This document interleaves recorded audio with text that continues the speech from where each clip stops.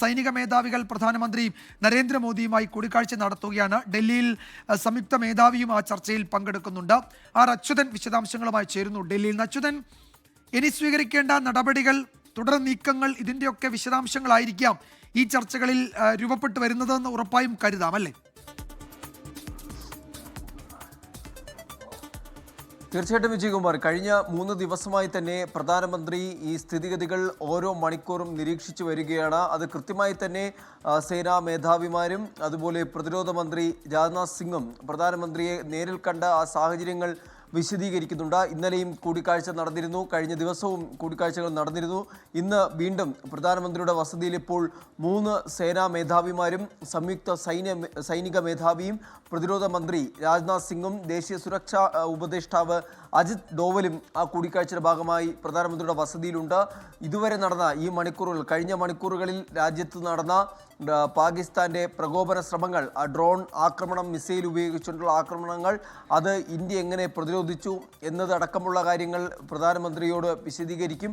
ഒപ്പം പാകിസ്ഥാനുള്ളിൽ നടത്തിയിട്ടുള്ള തിരിച്ചടികൾ, ഇന്ത്യ നടത്തിയിട്ടുള്ള തിരിച്ചടികൾ, അതിൻ്റെ വിശദമായ കാര്യങ്ങൾ അത് പ്രധാനമന്ത്രിയെ ധരിപ്പിക്കും. അതിനുശേഷമായിരിക്കും ഈ സേനയുടെ തുടർ നീക്കങ്ങളുമായി ബന്ധപ്പെട്ടുള്ള കാര്യങ്ങൾ, ഇതിൻ്റെ കൂടിയാലോചനകൾ പ്രധാനമന്ത്രിയുമായി ചേർന്ന് ഇത് നടത്തുക, ചർച്ചകൾ നടത്തുക.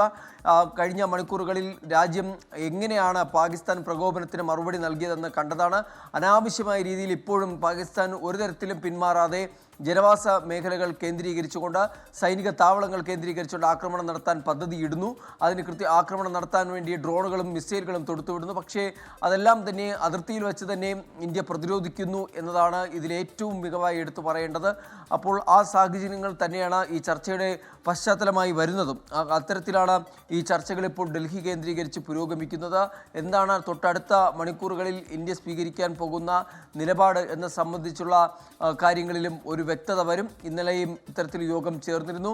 ഇന്ന് രാവിലെ പ്രതിരോധ മന്ത്രി രാജ്നാഥ് സിംഗ് അദ്ദേഹത്തിൻ്റെ വസതിയിൽ വെച്ച് ആയിരുന്നു സേനാ മേധാവിമാരുമായി കൂടിക്കാഴ്ച നടത്തിയത്. കാര്യങ്ങൾ കൃത്യമായി അദ്ദേഹം ചർച്ച ചെയ്തു. ഇന്ന് വാർത്താ സമ്മേളനം നടത്തി.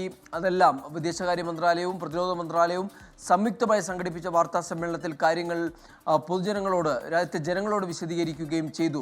അതിന് പിന്നാലെയാണ് ഇപ്പോൾ പ്രധാനമന്ത്രിയെ കണ്ട എന്താണ് രാജ്യത്ത് നടക്കുന്ന നിലവിലെ സാഹചര്യങ്ങൾ എന്നതിനെപ്പറ്റി, അതിൻ്റെ സുരക്ഷാവലോകനം ഉൾപ്പെടെയുള്ള കാര്യങ്ങൾ ഇപ്പോൾ സേനാ മേധാവിമാർ ചർച്ച ചെയ്യുന്നത്.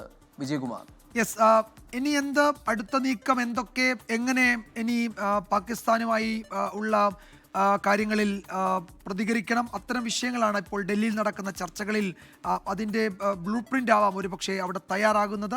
ഉന്നതതല യോഗം നടക്കുകയാണ്. പ്രധാനമന്ത്രി പങ്കെടുക്കുന്നുണ്ട്, രാജ്യരക്ഷാ മന്ത്രി പങ്കെടുക്കുന്നുണ്ട്, നാഷണൽ സെക്യൂരിറ്റി അഡ്വൈസർ പങ്കെടുക്കുന്നുണ്ട്, സേനാ മേധാവിമാർ പങ്കെടുക്കുന്നുണ്ട്, സംയുക്ത സൈനിക മേധാവി പങ്കെടുക്കുന്നുണ്ട്. അപ്പോൾ തിരക്കിട്ട ചർച്ചകളുടെ മറ്റൊരു പകൽ അതാണ് ഡൽഹിയിൽ ഇപ്പോൾ ഇങ്ങനെ മുന്നോട്ട് പോകുന്നത്. ആർ അച്യുതനാണ് വിശദാംശങ്ങൾ നൽകിയത്.